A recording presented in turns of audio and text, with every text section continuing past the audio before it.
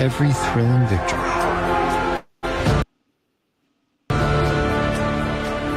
every agonizing defeat, every moment spent toiling in darkness, all in service of a dream. This year, at Polaris Squads, they will give it all for their team. North America, Europe, Asia, South America. Which continent has the best grapplers on Earth?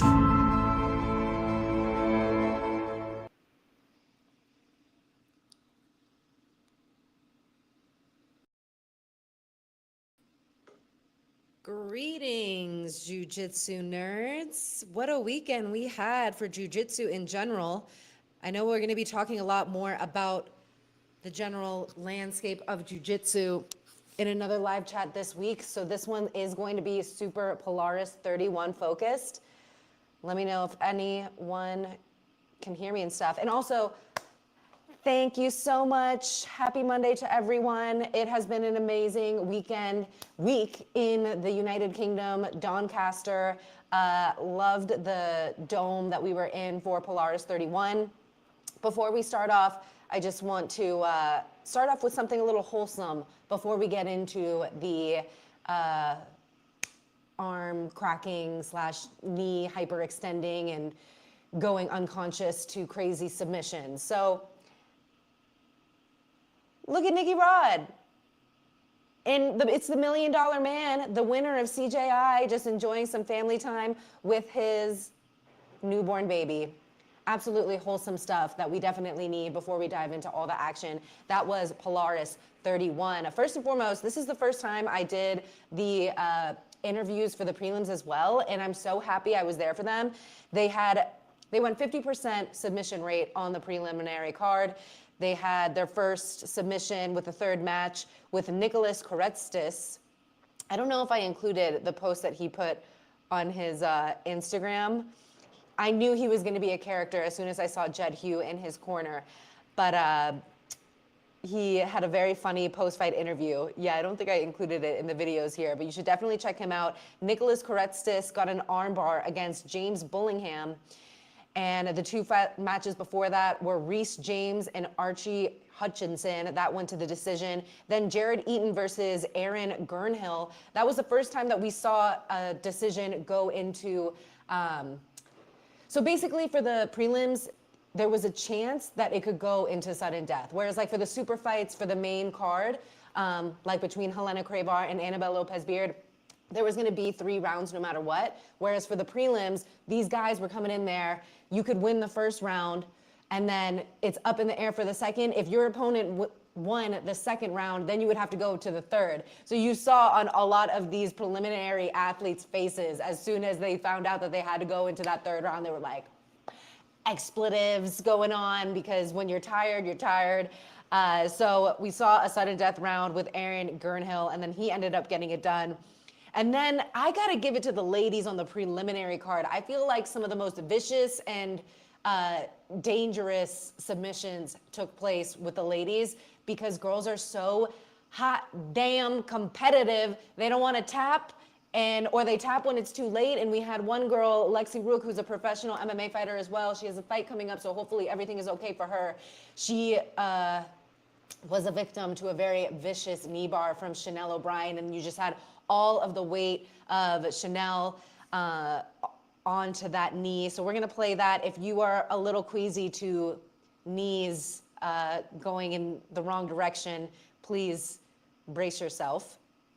I'm muting it because I don't want any issues with the copyright, but this is Chanel O'Brien getting it done. She was in the Mansion House with the rest of the fighters when we were all just filming content. Like some of this content that I hope you guys enjoyed on Instagram. If you haven't seen that, please check it out. The first fight pick of Polaris 31 is on the line. In this upcoming challenge, putting them out of their comfort zone with penalty kicks. Each squad will nominate... So many people were complaining about the fact that it was the European squad versus the North American squad, and they're doing penalty kicks to decide the first pick of the first half of the Polaris squad's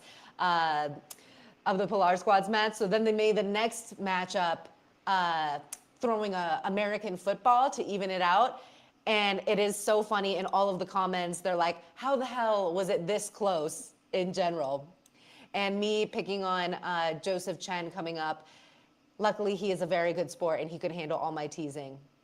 But the European squad ended up getting it done. And let me know what you guys thought about their pick. I feel like they had a good strategy putting Joseph Chen in first. Joseph Chen ended up getting 3 points by decisions. His first matchup was against Chris Wojcik, then Mike Perez, and then he put 2 on the board, and then he lost to Devontae. So he put 2 points on the board by decisions. And I thought that was a very smart choice, putting Joe Chen, your 20-year-old out there, has a lot of stamina, can get a lot of decisions, get you guys a good lead early on. But then we get into the second half, and the North American squad chooses to put in Santeri Lilius, who didn't compete at all in the first. So I wasn't sure about that strategy going in. Maybe they thought that Santeri would be someone that they could score on, but it actually bit them in the butt a little bit, because I think Santeri ended up putting points on the board. So yeah, it just did not get on to a good start for North America in that second half.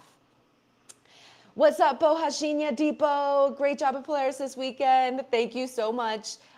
It was very, very fun working with the Doncaster Dome crowd. I think someone, I can't remember who it was in the beginning of the night, told me that this crowd would be a little bit more involved and active and engaged, and I definitely felt that in the prelims, more so than I did in my first event, Polaris 30, with the Fairfield Hills folks. But yeah, it was definitely a very, very fun fight.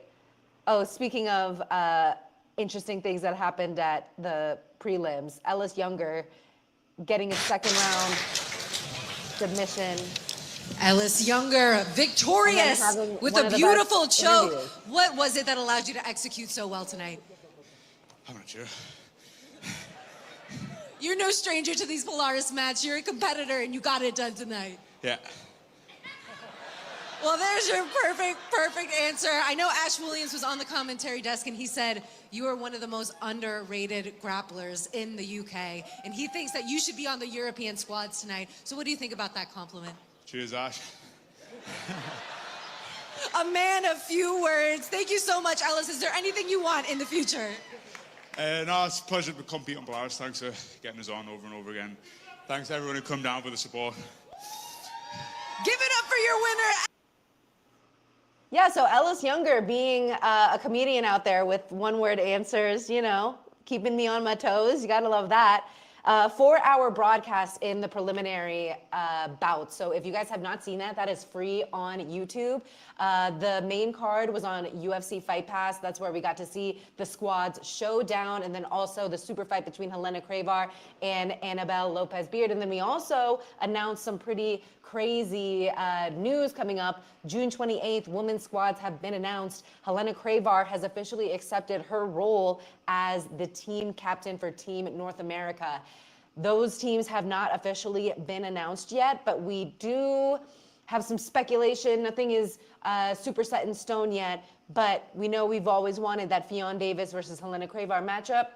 Could we potentially be seeing that with Fionn Davis being a captain for the European squad? So yeah, very exciting stuff coming up in the future for Polaris. And then also the winner of the squads event that we just saw is going to be facing the winner of the South America versus Asia Oceania squads event. And that is going to be sometime later in the year. But yeah, the European squad getting it done. So let's talk a little bit about the matchup that we all really wanted to see. I think a lot of people were excited for PJ Barge versus Joseph Chen, which ended up not being super, super exciting. It was just kind of like exchanges on the feet. So yeah, they're definitely gonna have to run that one back. But another one that we really wanted to see was, and we're gonna give a shout out to this interview. Yeah. That's what people want to see, I think. Joseph Chen versus PJ. I want to see it as well. But Yeah. they are friends now. But it'll be fun to watch. I kind of want to see the revenge of Mateus too. Mateus PJ? Yeah. This is I think this favors Mateus, this rule set. 5 minutes, like kind of sub only. I think this is important for, I think PJ thrives more like the points scenario where he can like, uses wrestling and things like this. So, but you never know. They're both world class. Anything can happen. So that is Owen Jones, who was on the sidelines this past weekend rooting for his European squad. He was out due to a pretty crazy staph infection. If you want to see more of that interview, my co-host did say it is the best interview I've had. That is available on my YouTube channel. I'll get it up to Spotify after this. Just a bunch of things to do. But like he said that this is a rule set that is more advantageous for Mateus. When I interviewed Mateus after the event as most valuable grappler, because he did have the most points compared to anyone else on the team. Owen O'Flanagan was close as well. He said, I asked him about how determined he was to get that submission against PJ, and he's like, of course I was. He took my ADCC medal. I can't remember if he said like, F that guy or something like that, but he is super funny. I totally wish I got a full form interview with him now.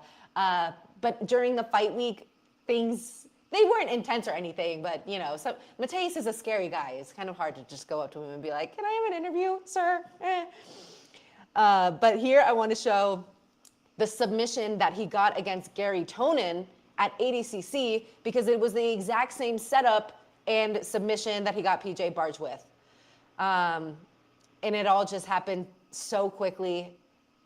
I was going to show you guys the submission from Polaris, but because it's on UFC Fight Pass and the edits are still kind of trickling out with Polaris, I didn't want to take any of their highlights before it's too soon. But again, Mateusz Szczecinski, he is the current welterweight champion for Polaris, and he is super entertaining. This is another highlight that he had against Jed Hugh for this one.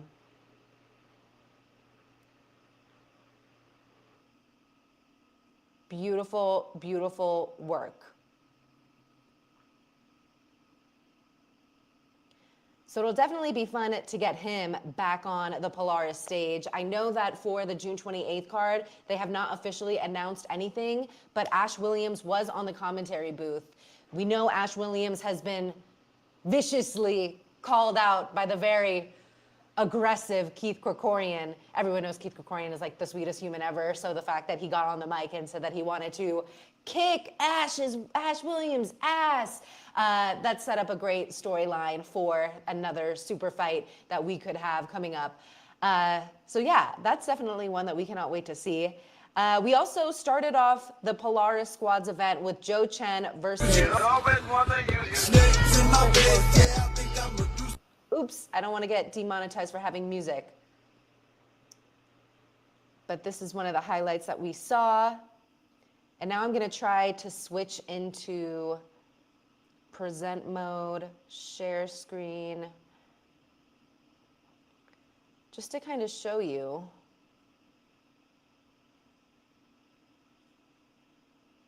Some different highlights. All right. So before we get to that, there was also... Let me just go through the whole first half. So Chris Wojcik versus Joe Chen ended up in a decision. Joe Chen got 1 point with a decision. And Chris Wojcik was coming in for the under 95 kilogram division. Joe Chen representing the under 80 kilogram division. If Joe Chen were to have submit Chris Wojcik, that would not have just been 2 points. It would have been 3 points, because in the squads format, if a lighter athlete submits a heavier athlete, they get an extra point. I'm really curious to know the opinions of this rule set that some of the grapplers have, because I mean, I'd imagine if you're a big grappler, you'd probably be like, no, we don't like this rule set. So I want to do a poll of all of their opinions on everything. Because you'll get like a lot of people. I remember I interviewed Owen O'Flanagan at the end of Polaris 30, and I asked him like, what made you want to take this this match on short notice? And he's like, well, grappling bigger guys are sometimes just easier because they're slower and all this and that. So the fact that like the lighter guy can get an extra point for subbing a bigger guy is very interesting. And I imagine that a lot of the bigger guys will think that is unfair. But let's move on to Mike Perez versus Joe Chen. That Mike Perez, he was the over 99 kilogram ADCC West Coast Trials winner. He beat Vince Pizzuto to do it at the ADCC West Coast Trials. A big reason that he is looking to compete in that division is because he has a lot of teammates that are in his natural division. Sorry, let me remove this. And so now he came into Polaris as a minus 95 competitor, but he's obviously not the physicality of a Devontae Johnson or a Santiri Lilius. So it was definitely interesting when there were some size discrepancy matchups and we were just going to have to throw in Mike Perez to kind of be the stopper, which he was successfully, but not yet. Devontae Johnson ends up going up against Joe Chen. So this is Joe Chen's third match in a row now. He's going to have to go for 15 minutes of work, which I'm sure is no stress to Joseph Chen. They get a lot of work there in B team, stamina for days. But Devontae Johnson ends up getting the decision win against Joe Chen. And then we see Powell come off the bench. He is the man that is substituting Owen Johnson. He is the Polish powerhouse. That's not actually his nickname. But he ended up getting the decision against Devontae, and then went up against Julian Espinoza, and Julian Espinoza got the nod. They would end up rematching again, which I think is a very interesting part of the squads. And I think that it makes it a little bit more interesting compared to a quintet that goes by so quickly because you only go through the players once, whereas squads, it's not, I don't know, what do you guys think? Is PGF or squads tougher? Because PGF, you have 3 matches for 4 days. And then on squads, you have an unknown number of matches, but you could also be matching up against people that aren't in your weight division. So I don't know what is more taxing on the grappler, but them signing up for this, you know that anyone signing up for a squads event or a PGF event, they're down and they are packing their lunch for a long, I guess, gauntlet, if you will, because you just don't know what exactly is going to happen. So one thing that could happen is you could have an under 80 kilogram division guy go up against an under 95, which is what we got with Julian Espinoza versus Owen O'Flanagan. And this is when we saw the first points be put on the board. I think I cursed Julian, I jinxed him. I said, because a lot of people were looking at these matchups at first and they were saying that it was, instead of in MMA when you see strikers versus grapplers, this is the wrestlers versus the guard pullers. So I jinxed Julian a little bit, putting him on the spot for his message for the guard pullers out there. I can say anything, but I can wrestle too. Yeah. So I wish they would get out of their comfort zone, even though this is like an important tournament, and try to wrestle me or Mike or any of the guys to see how it goes. But I don't think it's gonna go well for them. And after his first win against Pavel, he ended up going against Owen O'Flanagan, who usually uses his guard. I think someone on the broadcast was like mimicking him, like saying, I don't have to use my guard to get the submission or something like that. And we saw Owen O'Flanagan really utilize some front headlock, not just against Julian, but against another competitor as well. So yeah, we got to see Owen O'Flanagan wrestle a little bit. He wanted to wrestle PJ Barch, tried that duck under, and then PJ countered it. I was like, dang, this is so fun to watch. Y'all are really making me jiu-jitsu nerd out right now. So Owen O'Flanagan gets +2 because he submitted Julian Espinoza with a leg lock that I'm pretty sure it was a leg lock. My mind might be deceiving me, but I think it was. And then up next, PJ Barch coming up, and he is going to take on Owen O'Flanagan. They were having a leg lock shootout, and I was getting a little worried because I hate watching friends go through leg lock shootouts, especially when they're like bigger guys, and I'm like just cringing at the idea of someone hurting their knees. But PJ Barch ended up getting the victory there, which is a big +3 for North America. So at that point, it was 1, 2, 3, 4, 5. It was 5-2 USA down. And PJ Barch got the +3 on the board, and that made it tied up at 5-5. Don't quote me on this math, y'all. I'm just looking at my notes. But then, guys, I felt this energy all week. You just knew that Mateus wanted that revenge off of PJ. And like I just showed you with that clip from Owen Jones, They're both world class, but ADCC is definitely more of PJ's rule set with his wrestling background, and Mateus is just a freaking assassin everywhere, but especially just submission wise. And man, was he ready to get that submission. I literally blinked and it was over, and he was just so hype. I don't know if I have his reaction, but it was great. Let's just see if I can share my screen with you guys on sharing screens. Need a producer to help me with things like this. Just this window. Okay, share. All right, let me know if you guys can see my screen, because I'm gonna go to Polaris's page. And I eventually will do some highlights on my own YouTube channel. I have a complete Polaris playlist that you guys can watch if you so desire. Okay, so let me put the button.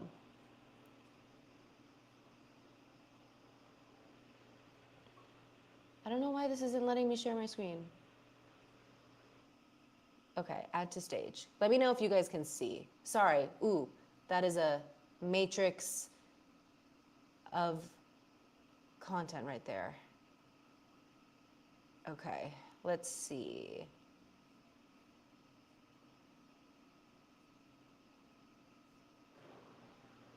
Oh, here is the hypeness of Mateusz Chudzinski after submitting PJ Barch in like, how many official seconds was it? It was freaking crazy. And then the cordial smile and handshake at the end for me. Oh my gosh, that was brilliant. But I remember seeing in the lead up, PJ had just submitted Owen, and you could see Mateusz getting ready and warmed up. Like the look on his face was locked in. And so I didn't want to ask about it in the post-fight interview, but I had to. I was like, how determined were you to get that submission? And he got it done. Now let's look at, when we get into the second half, they chose Santeri Lilius and Mike Perez as their first matchup. And then Santeri ended up getting the submission. Rear naked choke. It seemed like a somewhat quick tap. So I was like very surprised that it happened. But he put on 2 on the board, and then Kieran Kachuk went out there, couldn't stop Santeri. Santeri got another decision win. And then, of course, good strategy on North American side, putting their big guy in. Devontae Johnson was able to get a rear naked choke against Santeri Lilius. I don't know if they put a highlight there for that. But then, oh, this is from the first half, but I'll just show you guys Joseph Chen becoming a spider monkey out there. I don't think he got the nod, did he? No, Devontae Johnson ended up getting the decision, and a couple people in the stands were booing a little bit. I just want to make sure you guys can see my screen. Have you guys been able to see my screen this whole time? I hope so. Okay.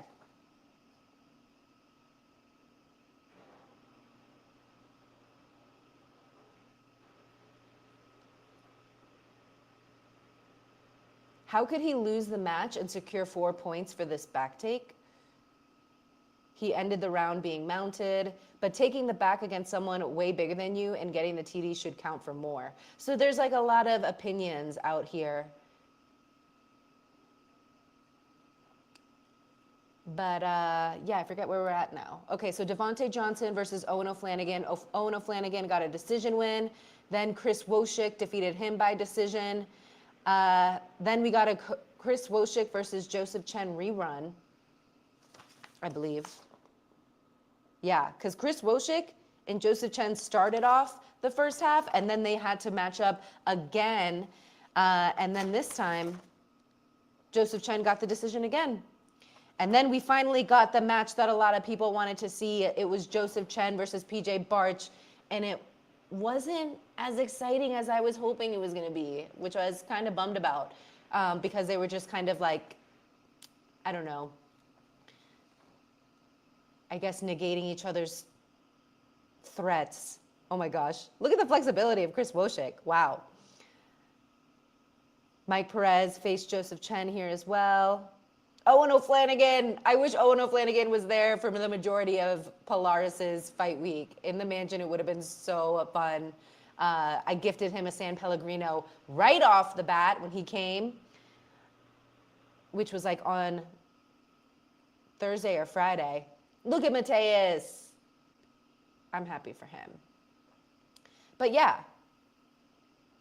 great content all around for these guys. But there did hit a certain point where we knew that they really couldn't come back because the gap was so much. Oh, let's just watch some craziness from Julian Espinoza here.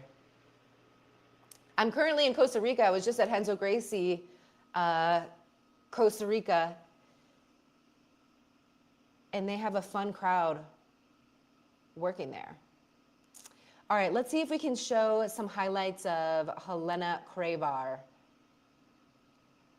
This is from UFC Fight Pass, so I don't want to show too much because I don't know what their rights is with everything. But basically, there was one crazy armbar attempt that literally made me so nervous because I interviewed Annabelle and I just did not want anything bad happening to her arm. But when thank you so much. I had such a blast. It was so fun. Annabelle is so sweet. I do know that that weight cut was the first time she did a weight cut like that. I don't know if a weight cut ever, but that was the first time she cut weight for competition. She had her nutritionist there. She was in the sauna, making it work. And I know that that took a bit of a toll on her. So I think this is the perfect scenario for the women's squad coming up, where we're going to see the North America versus European squad, and you can kind of rerun some interesting matches. Oh my gosh, you know anything about that dude that was sitting front row with the Polaris suck shirt? LOL, I think he ended up getting kicked out. I don't know if he ended up getting kicked out because I think he's like friends with the Polaris people. I know he's good friends with Owen Jones. Let me see if I can find the clip so you guys can see. This is like the equivalent of, oh my gosh, I'm trying to, when Tito Ortiz wore on his like weigh-ins, like Dana White sucks or something like that. That was like the equivalent in my opinion. Let's see if Owen Jones still has it on his post. It's been like over 24 hours, so I doubt it. But yeah, no, it's not on his story anymore. But updates from Owen Jones. He posted like 5 hours ago, pulled out of Polaris this weekend because of a knee injury. Not an actual knee injury, just staph infection. But thankfully, not serious. We will be back smoking up all the men at 66 kg in no time. Big matches coming soon, so stay tuned. At Progress Jiu Jitsu, at Apex Jiu Jitsu. If you guys have not followed his Apex Jiu Jitsu Instagram yet, that is his new gym. So go show some support to the 20-year-old UK bad boy, as Matt Scaff would say. Great job, Harps.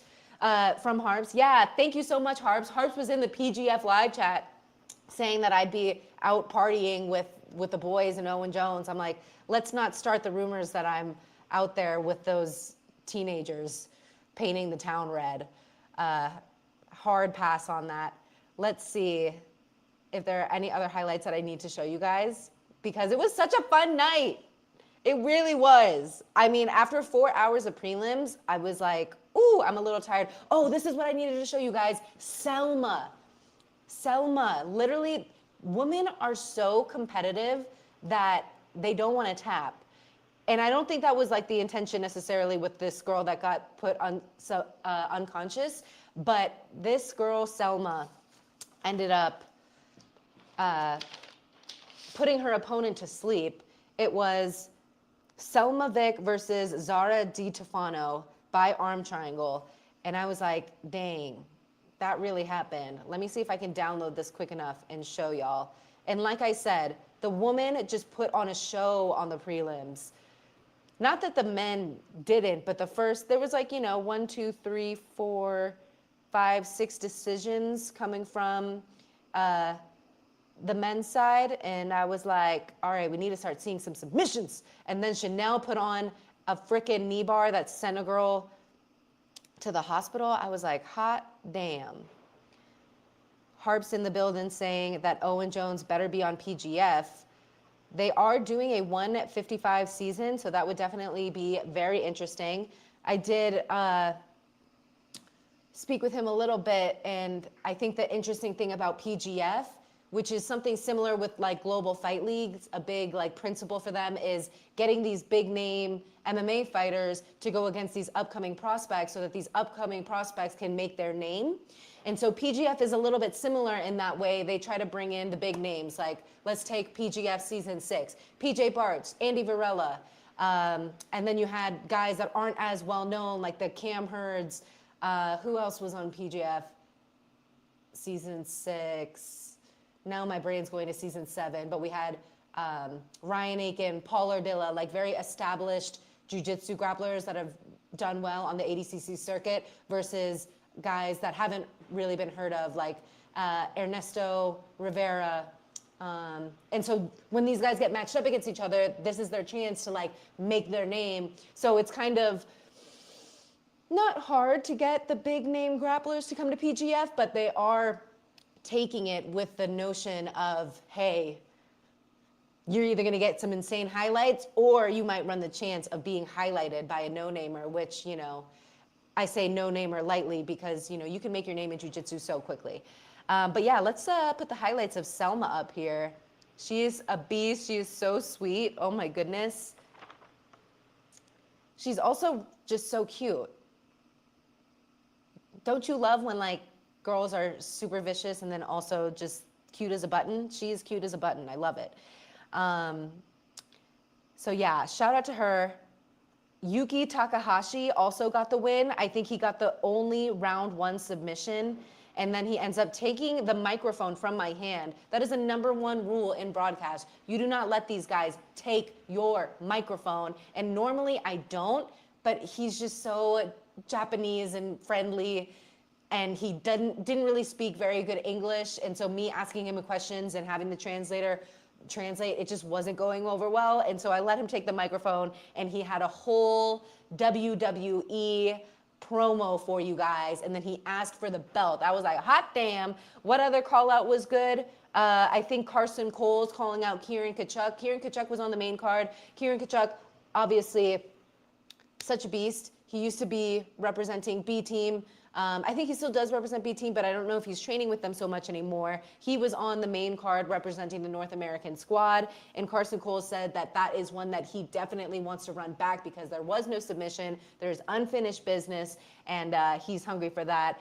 Also, Jack Sear defeated Abraham Dannon by decision. Jack Hamshaw lost to Chris White by decision. Shane Curtis got the win. I'm going to have to look into this Goth lock that everyone is talking about because it is apparently a patented Shane Curtis maneuver that I am not super hip to. I don't know why I have Fred circled. Shane definitely won because I interviewed him. And then Ellis Younger got the win against Jonathan Wilson, who he actually submitted by rear naked choke. And then Jack Grant versus Ben Bennett. I'm not sure if I have his highlights. Ben Bennett, he has his own instructional on his take of the Williams guard, which he used a little bit in his showing here.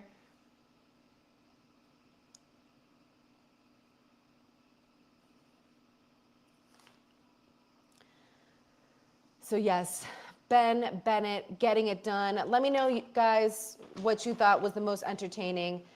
We cannot wait to see the future. We will be having some more live chats coming up very soon on PGF. So I appreciate you guys all for tuning in. I think there was like 10 or 12 people in this group chat. So if you guys could hit that like button so we have at least 12 likes to send out to the other Jiu-Jitsu nerds out there. This was a little bit of an impromptu live chat, but I'm so grateful for all of you guys that were able to make it because we are slowly but surely growing this YouTube channel to be your best and #1 source of Jiu-Jitsu. We also had some CJI2 news come out.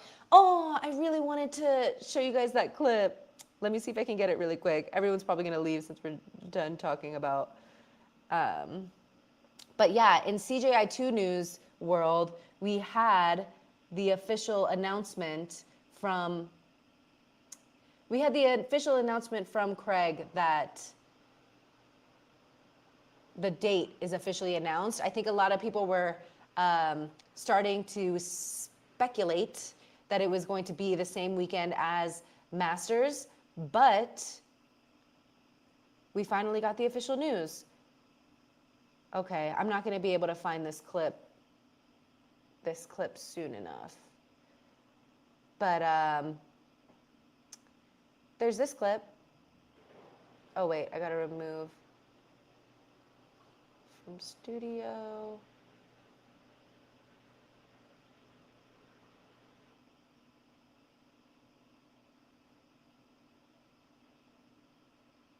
So Craig Jones has announced 4 out of 8 teams have been officially locked in. We know that one of them is 10th Planet.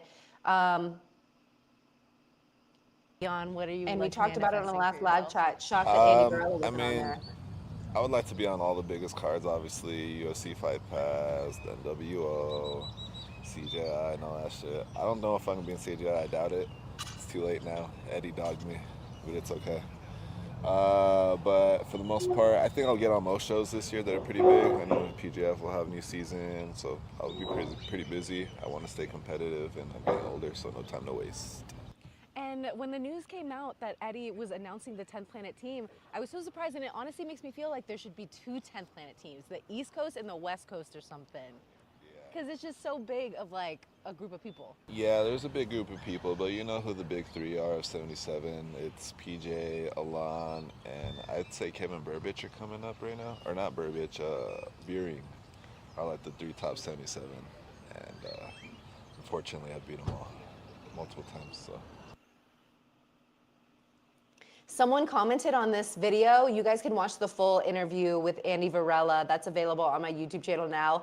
But they were basically like, LOL, Andy is such a D word, D-O-U-C-H-E. And I was like, I don't think he's being that. I think he's just like saying matter-of-factly that he's beaten some of the people that were added in front of him. So, you know, you have the right to be salty. That's $200,000, the chance to win $200,000, a guaranteed $10,000 just to compete, just to show. But yeah, we got to appreciate CJI for everything that they've been able to change, getting show money for ADCC athletes. And yeah, now we're pushing the limit, and now CJI really can't be ignored. We even have the I was about to say Danaher Death Squad, but it's the New Wave team looking to be a part of that. So I'm very curious to know who the 4 teams are that have been officially locked in. I actually don't know, but it was originally added. It was originally told by Craig on his stories that 4 teams have been locked in, and that if you were at the World's Masters in Vegas, stay for the weekend. So I was gonna post this clip, Unofficially but announced the date for CJI2. No way. Oh my gosh. He recently posted this on his stories and said to not leave Vegas early if you're in town for IBJJF World's Masters, which is August 28th to 30th. Is this his hint for the weekend we're eyeballing in Vegas? I would pay upwards of $179 pay-per-view for something like this. How much you charging for this for the people here? Free of charge. Get the fuck out of here!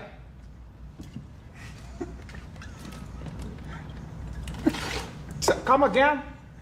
Better book your flights and get your tickets. All information can be found at cji2.com. so y'all heard it from Craig first. I am not breaking any news or anything, but we are locked in for, was it August 30th and 31? So yeah, get your tickets. You do not want to miss it. I mean, if you miss CJI1 in person, I feel so bad for you because it was literally just magical, and we cannot wait to see it. 10P B team, Atos and Checkmat is my guess. Yeah, it's definitely we know B team. I did see your comment, Harps, about how Owen Jones shouldn't have to go against Ethan Crelinsten for his spot. Yeah, I'm interested to see how the B team lineup shakes out. We know Nicky Ryan is officially out. BJJ World TV kind of delivered that notice on his knee not doing well. So it's good that he's not going to try to push it because his knee is just like on some other shit. I really hope he gets that fixed.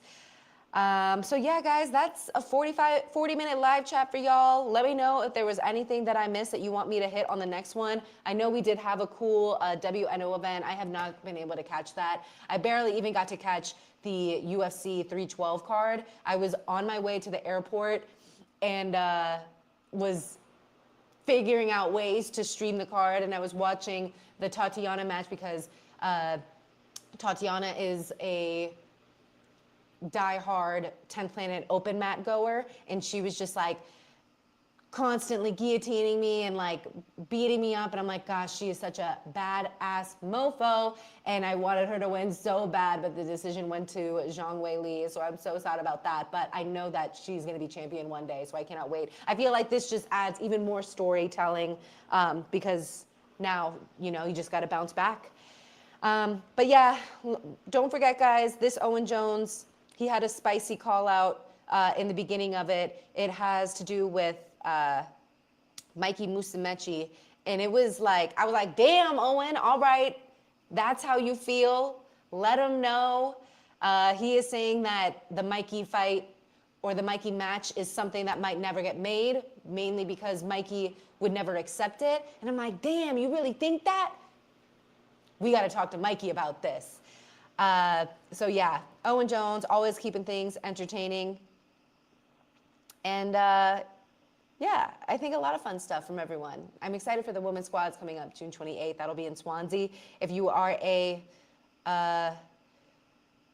Brit and want to come hang for that event, I've never been to that venue, but I'm really excited. So can't wait. See you guys soon. Hope you enjoyed this live chat, and I will see you definitely coming up at PGF. Those dates are officially announced, the 23rd to 28th. I'm currently in Costa Rica cat sitting my one friend, Veronica Vargas, who has a fight coming up for Cage Fighting Fury Championships. That is going to be, I think, February 23rd. I met her through Combate Global, and Combate Global season is also returning, so I'll be in Miami quite a bit coming up next month. If you're in Costa Rica this week, let me know. I just recently found an old video of you talking with Karen Bryant. What other great mentors in the industry have you gotten advice from? Karen Bryant is an absolute gem. I'm so happy I got that interview with her. I'm trying to think if I've interviewed anyone else in the industry in that sense. Like, I would love to talk to John Anik. I would love to speak with Megan O'Leary. And congratulations to Megan O'Leary for making a baby announcement. Makes me excited because, like, I don't have to rush to have kids. I just had my another birthday. So I'm like, oh my gosh, single in my mid-20s? Oh no. But like, you can have kids now. You know, people have kids closer to 40. So Megan is definitely an inspiration for me. I've had some awesome, great mentors. Mark Raimondi has been a big mentor to me. He's like an ESPN writer. He was like the main MMA writer, and now he's doing more NFL, which is also a big focus for me because I can't only box myself into combat sports. I have to also continue pushing myself to do other sports, which is what I'm trained to do. But you know, the Jiu Jitsu obsession is just kind of what took over recently, I guess, since COVID times. But yeah, Karen Bryant is an absolute gem. You guys should check out that old interview. I need to get an editor who can just like start bringing up these old clips because there are so many good gems that that are lying in the archives of my YouTube channel. But I want to thank you guys so much for helping my YouTube channel grow. We are getting closer to 70K. So make sure you share this content with people that you think would like it. I know not everyone is a jiu-jitsu nerd. I'm also going to be starting to post more like travel content and stuff. So yeah, we'll be getting into all of that soon. But can't wait to see you guys at the upcoming PGF. We got Polaris and all that coming up. CJI 2 news. Submission grappling Battleground. I'm also working with them quite a bit. So yeah, love it. Love all the jiu-jitsu nerding. I will see you guys next time. And let me know if there's anyone in particular that you want me to interview. Like, I definitely want to get Mateusz Jasinski now. Definitely want to follow up with Helena Cravar after her win against Annabelle. Need to catch up with Fionn before she takes on Adele in that UFC Fight Pass match. Let me know if there was anything specific that happened in WNO that you guys want talked about. I know that they recently announced the big matchup. Finally putting on a match. I mean, not finally, sorry. Sometimes people think I like hate Flow Grappling or something because I just like say shit. But I'm like, yes, Flow Grappling finally are giving us the match that we want. I think Kynan took on Roberto Jimenez last time, and people are like, why are we getting this matchup? We need Kynan versus Nikki Rod. They have made that, and we cannot wait to see it. So shout out to WNO for having a great event. Thank you so much. I love it. I love it. I love helping elevate any promotion that I can, kind of bring that more of like a sports aspect and trying to bring my sports broadcast background with their promotion. So I feel so lucky. The Polaris squad is the freaking best. I had English breakfast like so many times. Now I'm in Costa Rica and I'm gonna have my favorite breakfast. My favorite breakfast is Tico breakfast. It's plátanos maduros, gallo pinto, and eggs. And I haven't eaten all day because I was preparing for this live chat. So now I'm going to stuff my face with Costa Rican food. I'm so excited. I'm gonna have a random live chat coming up again. It'll just be me shooting the shiz balls. And I think you guys sent a lot of anonymous questions. So I'll be answering most of them. The ones that are freaking PG-13, you weirdos. You damn weirdos. Asking some weird stuff out here. But love you guys, and I will see you soon. We're gonna do another live chat, hopefully with Matt Scaff when he doesn't have jury duty. And we're gonna be talking about everything jiu-jitsu related, and maybe MMA too. So I'll see you guys soon. And there's 14 people in this live chat. Hopefully we can get at least 14 people to like this video because I love you and we want to push this out to other jiu-jitsu nerds. Okay, bye.